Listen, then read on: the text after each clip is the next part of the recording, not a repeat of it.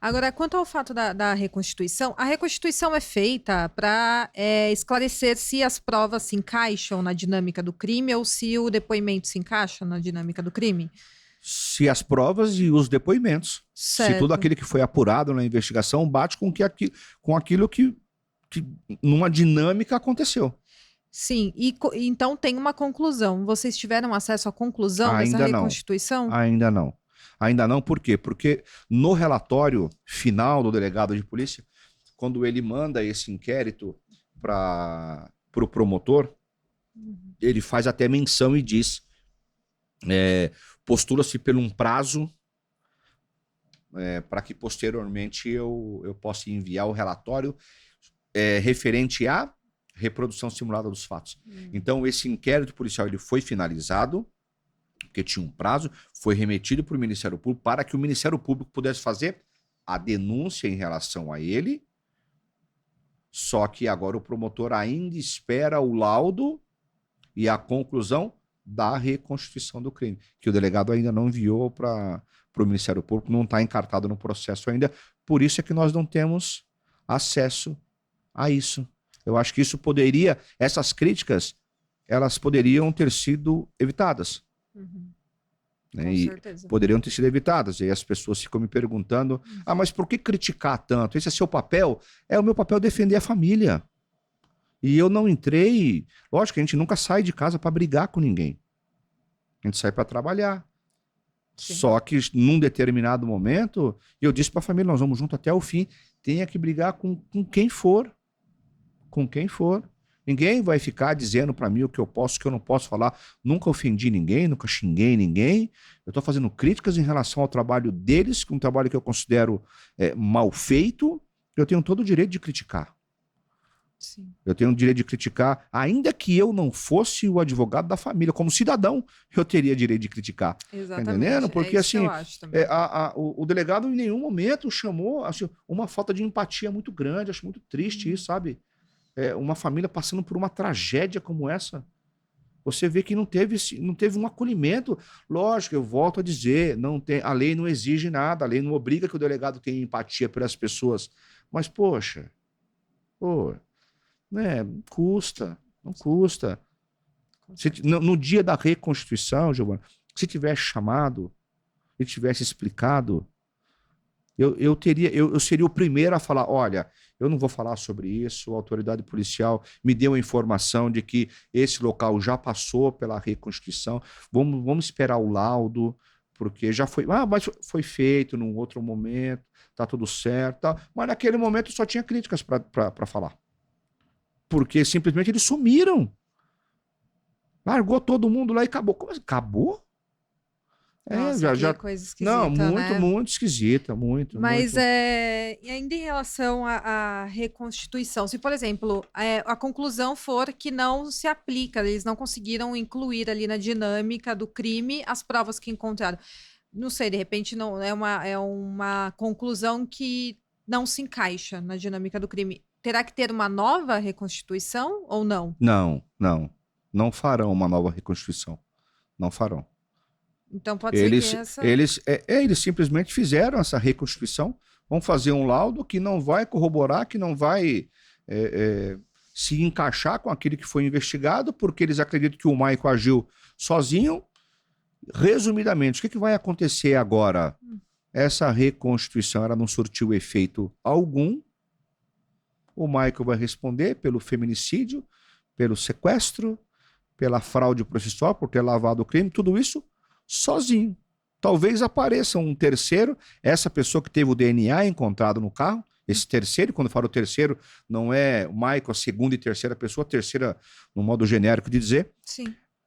Esse terceiro vai ser o quê? Esse terceiro vai responder pelo crime de ocultação de cadáver, que é o crime que todo mundo quer. Num crime de homicídio, num crime de feminicídio, todo mundo quer ser aquele que ocultou o cadáver, porque o crime a pena é ridícula. Sim, a pena é então muito essa baixa, pessoa, né? a pessoa vai ser identificada, vai responder pelo crime. Na realidade, até pela questão de quantidade de pena,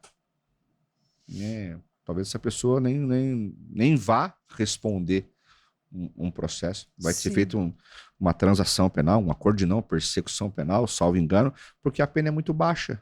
É muito baixa, né? Muito baixa, e a pessoa sequer vai responder um processo com isso. Então, resultado efetivo, e quando eu falo resultado efetivo para a família, vai fazer o menor sentido. Nossa, é triste, né? A situação dessa. E quanto ao local onde a Vitória teve a vida tirada, porque essa foi uma dúvida que ficou muito tempo, né? Onde ela teria tido a vida tirada? Porque o Michael falou que tinha sido no carro, não foi encontrado sangue suficiente para uma morte dentro do carro. Mas aí eu vi ali no inquérito final que foi encontrado muitos vestígios de sangue na casa, que não tinha sido divulgado até então, né? Sim, Então, possivelmente foi na casa mesmo que ele alugava, que ele estava entregando, inclusive, né? exatamente. Inclusive, na defesa, juntaram a defesa dele em relação à denúncia que foi oferecida, e eles juntaram até um contrato de locação de um imóvel. Eu acho que é desse imóvel. Mas esse é o local, por isso até pela fraude processual ele vai responder, porque nesse local ele teria lavado e por isso teria alterado a cena do crime, por isso que imputaram esse crime a ele. Mas comprovadamente, isso aí não precisava nem de perícia para saber que ela não foi morta dentro do carro. Sim. Né? Isso, assim, pensar nisso é surreal, pensar que ela foi morta no carro. Até pela quantidade de vestígios que foram encontrados dentro do carro, não condiz com uma morte dessa natureza. Então ela provavelmente foi morta nesse local, nessa casa, nesse imóvel onde ele alugava, onde ele estava entregando, e foi nesse local. E os vizinhos não escoutaram gritos, Absolutamente, nada? absolutamente Os vizinhos nada. são próximos, assim, ou tem uma distância? Assim, não são próximos, porque não são parede com parede, sabe? Uhum. Mas ali, se a pessoa tivesse sei lá, gritado, ou uma discussão, não é tão próximo que de repente eles conseguissem enxergar. Ou talvez ele pode ter Ouvir. desacordado ela, né, de repente. Com Uma hipótese. Mas foi na casa dele, né, que eu vi que na casa que ele alugava, porque foi sangue encontrado na sala, no quarto, na parede, etc, que até então a gente não sabia, né, foi revelado no inquérito final, o local do crime. Foi revelado quando ele coloca nesse relatório. E é o local onde ela foi. Ela esteve naquele local. A polícia não crava que ela foi morta naquele local. Ah, é? A polícia não crava que ela foi morta naquele local.